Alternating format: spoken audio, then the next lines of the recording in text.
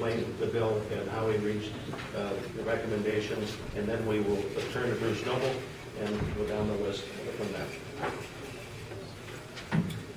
Thank you very much, Senator Joe. I'll begin by saying that when I talk to Republicans and Democrats and liberals and conservatives, people of all political persuasions, the one thing I find amazingly in common is they all like to drink clean water. Just kind of amazing. And that's what we're trying to have everybody be able to keep doing. I chaired the Senate Committee on Mining, and the bill that we developed that I introduced is a product of what I learned, and the committee learned at some 20 hours of hearings that we had with experts from across the spectrum. So it's not, the bill is not what I think or wish or whatever. It's what we learned, and that's how we come up with the document. I must point out that Senate Bill 3, the bill that I'm the principal author of, is 25 pages long. Here, here. Senate Bill 1, the bill introduced entirely by Republican legislators, is 206 pages long. Now, normally the length of a bill might not be a big deal, and you might say, well, how could you address the same topic in 25 pages, and the other bill takes 206? And there's a very, very simple answer to it, even though there's a lot of complicated language in there. Is that my bill, Senate Bill 3, does not lower environmental standards, and Senate Bill 1 does. And it takes them 206 pages to do that. And we don't do it, and that's why our bill is 25 pages long.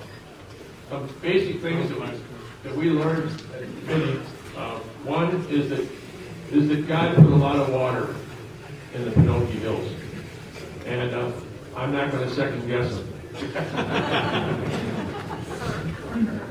The second thing that we learned is that when you dig the largest open pit iron ore mine in the world, and it's 4 or 4.5 miles long, half mile to a mile wide, up to 1,000 feet deep, and 20% of that is projected to be iron ore, and 80% of it is going to be overburden.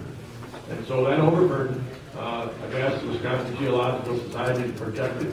An overburden is they can't be specific, but it's millions of tons.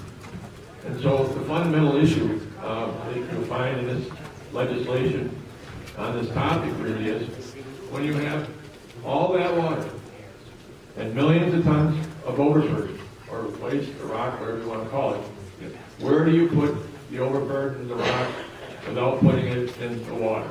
It's a fundamental issue, I think, that we face up here is our air quality issues as well. That's the second thing we learned. First thing, a lot of water. Second thing, a lot of overburden.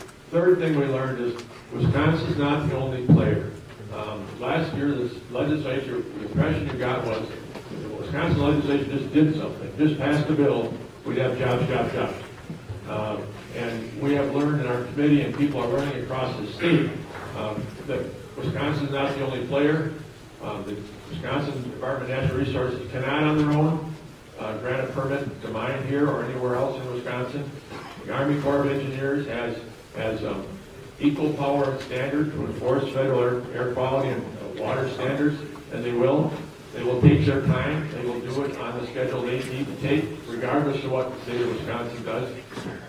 And the Bad River Band has significant legal and moral authority on this issue.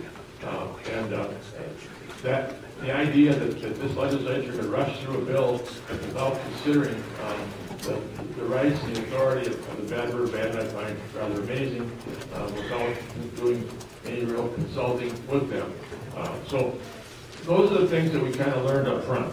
Very specifically, very quickly, Mr. Chairman, on contested case hearings, which is a chance from a standpoint of the citizens having some legal standing and questioning what the DNR is about to do. There's a contested case hearing in our bill before the DNR makes their decision.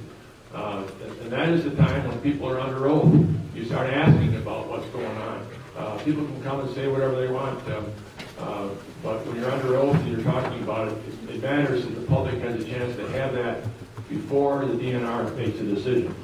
On the issue of taxes, a mining company would extract a mineral which is gone forever from the ground of Wisconsin, and they ought to pay something to the people of Wisconsin for that. Because the costs that are associated with mining are either going to be paid for by the mining company, or they're going to be paid for by the property taxpayers or citizens. And so we have a gross tonnage tax in our bill, which means that there will be money paid by to the state to be spent in the area as soon as they start extracting. And by the way, people kept telling us, look to Minnesota. I told our committee, look to Minnesota. There's lots of iron ore mining there. Look over there. They have a gross tonnage tax, and our bill is the exact replica of the gross tonnage tax in Minnesota.